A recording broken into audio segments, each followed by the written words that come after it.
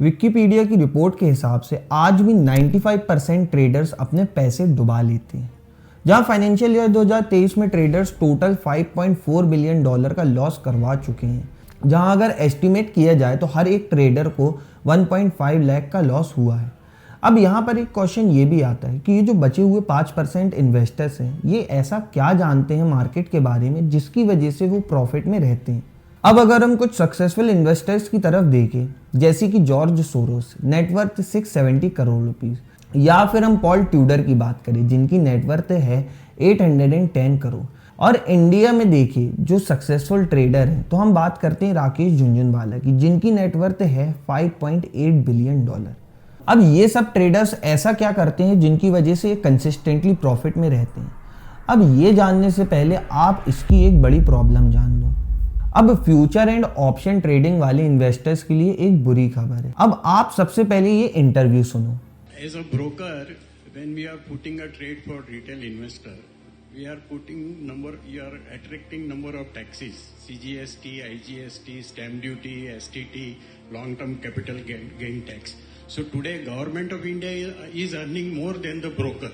ये है हमारी इंडिया की फाइनेंस मिनिस्टर निर्मला सीतारामन। अब हाल ही में हुए प्रेस कॉन्फ्रेंस में एक ब्रोकर ने उनसे एक क्वेश्चन पूछा, जहां उस ब्रोकर का ये कहना था कि आज की डेट में गवर्नमेंट ब्रोकर से भी ज्यादा पैसा कमा रही है, जहां पर GST, STT, stamp duty, brokerage, transaction charges, ये सब टैक्सेस के नाम पर गवर्नमेंट ट्रेडर से पैसा लूट रहे हैं। और अगर ट्रेडर को प्रॉफिट हुआ तो कैपिटल गेन पर भी गवर्नमेंट टैक्स के नाम पर पैसा कमा लेती है। अब अभी के टाइम में ज़्यादातर ट्रेडर्स को तो ये पता ही होगा कि गवर्नमेंट अभी के टाइम में आपके ट्रेडिंग प्रॉफिट में 30% टैक्स ले रही है। लेकिन हाल ही में ये गवर्नमेंट के कुछ चेंजेस के चलते ट्रेडर्स के लिए एक और बड़ी बुरी खबर आ चुकी है। अब आज की वीडियो में हम यही सब प्रॉब्लम्स के बारे में बात करने वाले हैं, जहां हम बात करेंगे कि आखिर क्यों 95% ट्रेडर्स को लॉस हो रहा है और ऐसी क्या प्रॉब्लम है जो ट्रेडर्स को आगे फेस करना पड़ सकता है। और अगर आपको ट्रेडिंग एज अ करियर लेना है तो आपको ये ऑप्शन सही रहेगा या फिर नहीं, और अगर हाँ तो ऐसा क्या करना चाहिए कि जिससे ज़्यादातर आपको प्रॉफिट हो। और आज के टाइम पे जो 5% ट्रेडर्स हैं जो कंसिस्टेंटली प्रॉफिट कमा रहे हैं, वो ऐसा क्या कर रहे हैं। सो आज की वीडियो में हम यही सब टॉपिक के ऊपर बात करने वाले हैं, इसलिए वीडियो को एंड तक देखना ताकि आपको डिटेल में हर एक चीज़ समझ आ सके।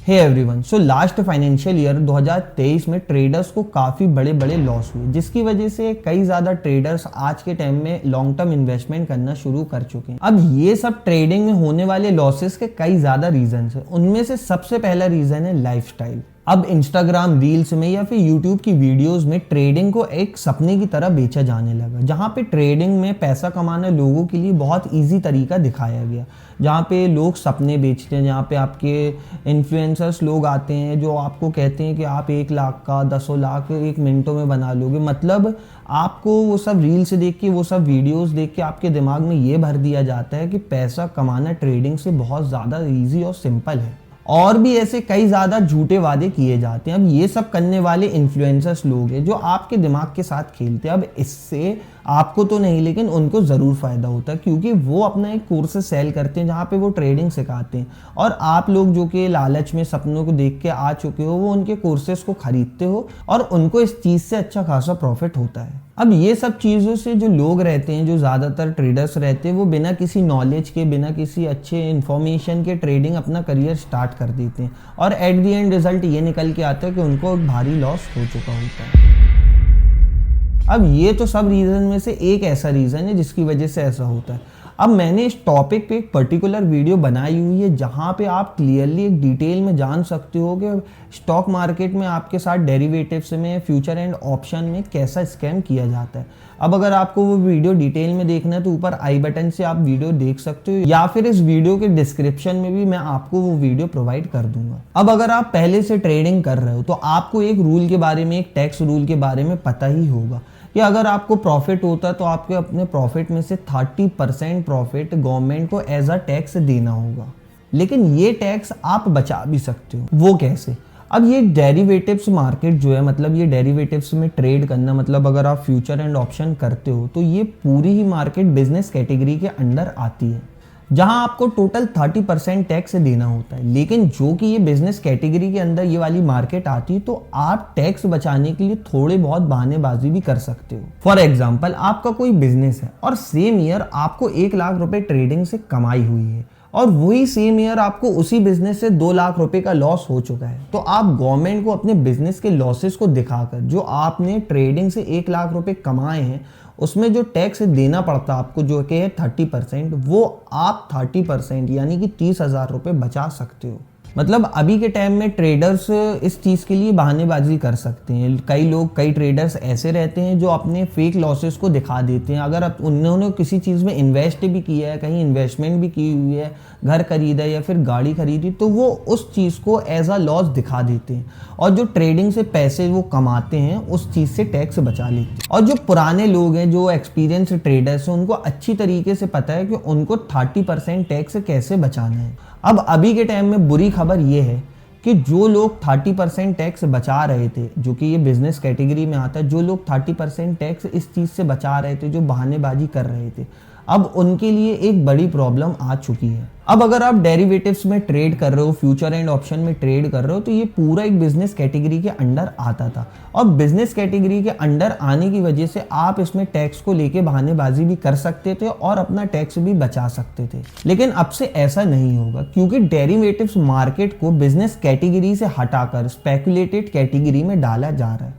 अब स्पेकुलेटेड कैटेगरी क्या होता है, इसके बारे में भी डिटेल में बता रहा हूँ। अब आप फैंटेसी ऐप्स के बारे में तो जानते ही होंगे, जैसे कि ड्रीम 11, MPL या फिर माई 11 सर्कल, ये सभी एक फैंटेसी ऐप्स हैं और भी ऐसी कई ज़्यादा हैं जो फैंटेसी ऐप्स हैं। अब ये सब फैंटेसी ऐप्स में जो भी विनर होता है उनको भी 30% टैक्स देना पड़ता है। लेकिन यहाँ फ़र्क ये है कि यहाँ बहानेबाजी नहीं चलती।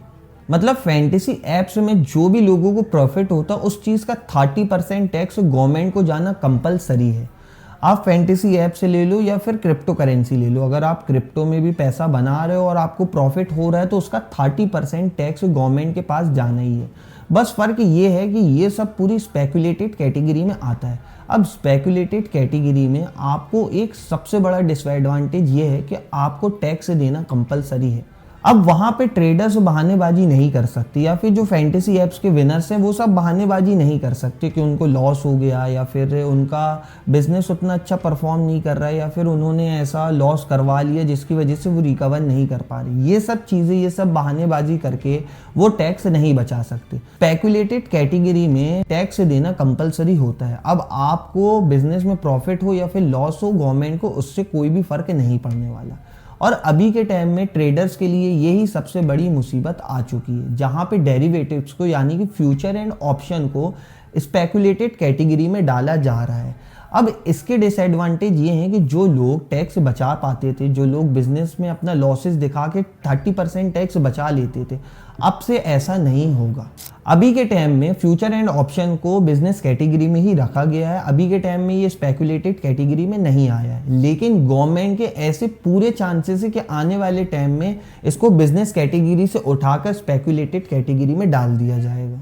और अगर ये चीज़ हो जाती है तो ट्रेडर्स के लिए ये बहुत चैलेंजिंग सिचुएशन बन जाएगी। अब जैसा कि निर्मला सीतारामन से इंटरव्यू में कहा गया था कि गवर्नमेंट तो ट्रेडर्स से ज़्यादा पैसा कमा रही है, अगर आपको प्रॉफिट होता है तो उसका आपका टैक्स गवर्नमेंट को देना ही होगा, जहाँ पे GST, STT, स्टैम्प ड्यूटी के नाम पर टैक्सेस लेते रहते हैं। अब ये सब चीज़ जो कि पहले से थी, इसके अलावा गवर्नमेंट ने एक और डिसीजन ये ले लिया है कि इसको बिजनेस कैटेगरी से हटा के स्पेकुलेटेड कैटेगरी में डालने का सोच चुकी है। अब इसकी वजह से जो ट्रेडर्स अपना पैसा बचाते थे, जो अपना टैक्स बचाते थे, वो अब वो भी नहीं कर पाएंगे। और अगर ऐसा होता है कि अगर स्पेकुलेटेड कैटेगरी में फ्यूचर एंड ऑप्शन को, डेरिवेटिव्स को डाल दिया जाता है, तो इसके मार्केट में हमें बहुत से इम्पैक्ट देखने को मिल सकते हैं, जहां पे आपको पार्टिसिपेशन में कमी देखने को मिलेगी, जहां पे ट्रेड वॉल्यूम्स कम होंगे, लिक्विडिटी कम होगी और जो न्यू पार्टिसिपेंट्स हैं, जो नए लोग आना चाहते हैं इस मार्केट में, वो लोग भी कम हो जाएंगे।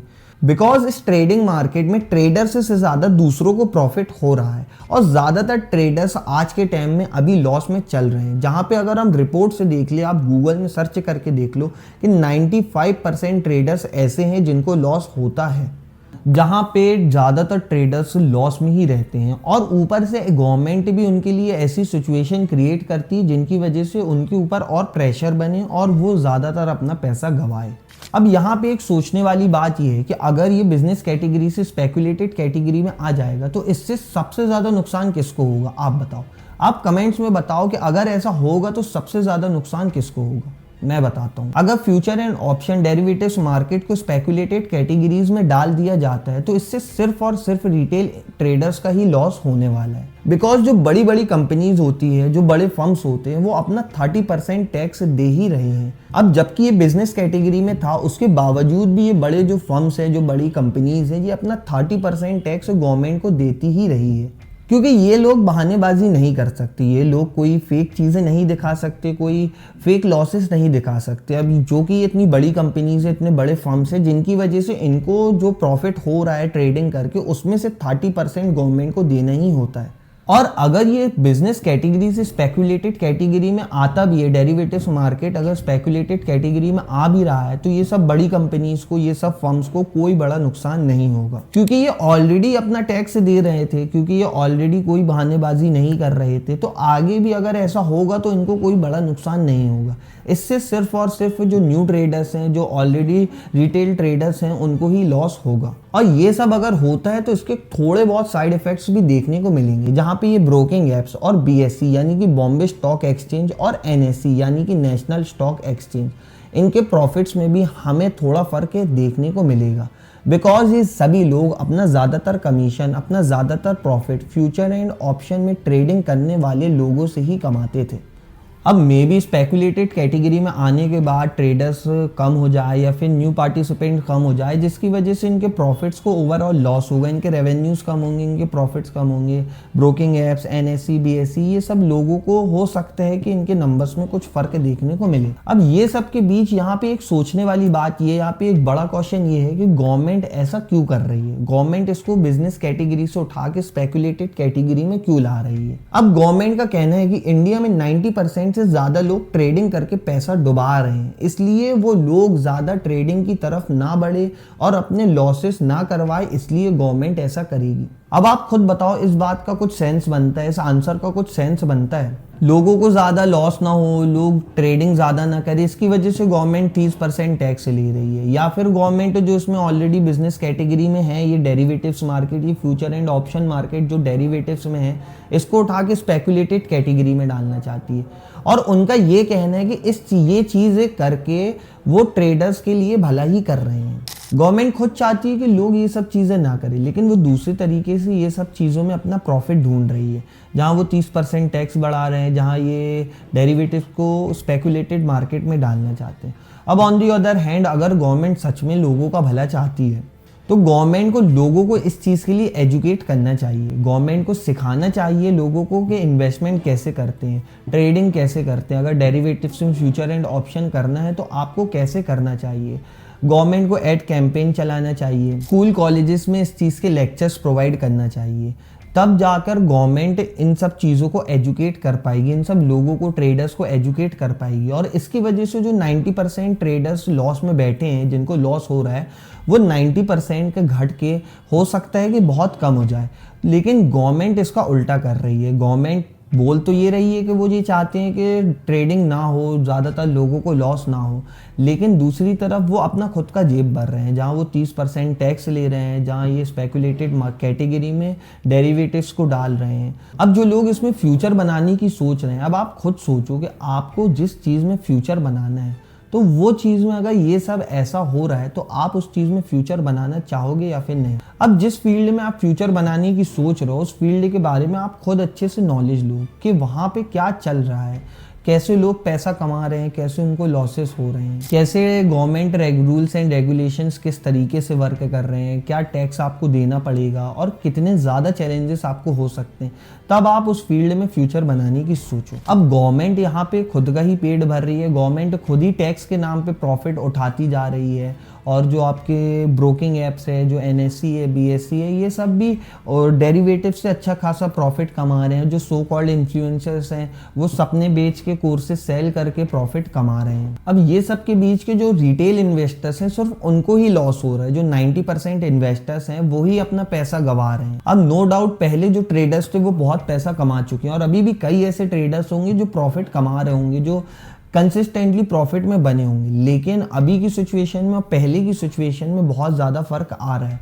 अभी जो ट्रेडर सक्सेसफुल बन चुके हैं या फिर जो प्रॉफिट कमाते हुए आ रहे हैं, आप उनसे भी अगर पूछोगे तो उनके भी डे बाय डे प्रॉफिट्स कम हो रहे होंगे, क्योंकि उनके लिए भी चैलेंजेस बहुत ज़्यादा बढ़ते जा रहे हैं। लेकिन पहले पास्ट में इतना ऐसा नहीं था। पास्ट में जो ट्रेडर्स थे वो अच्छा खासा प्रॉफिट कमा रहे थे, लेकिन अभी के टाइम में सिचुएशन कुछ और है। अब टाइम के साथ अगर इसके चैलेंजेस कम होते हैं, अगर इसमें कोई गवर्नमेंट का नया टैक्स रूल आता है, अगर गवर्नमेंट इसमें टैक्स कम करती है तो फिर अच्छी अपॉर्चुनिटी आपको इस मार्केट में घुसने की।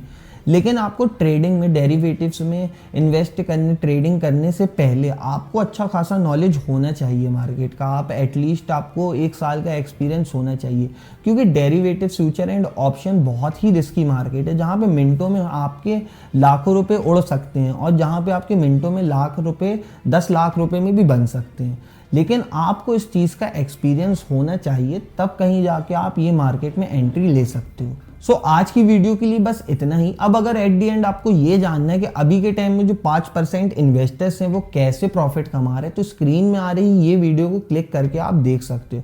और अगर आपको ये जानना है कि फ्यूचर एंड ऑप्शन मार्केट में किस तरीके का स्कैम रिटेल इन्वेस्टर्स के साथ किया जा रहा है, तो ये वाली वीडियो को क्लिक करके आप वो चीज़ देख सकते हो। So that's all in this video. Please drop a like if you find this video helpful and dislike it if there was any mistake. So bye bye and have a great life.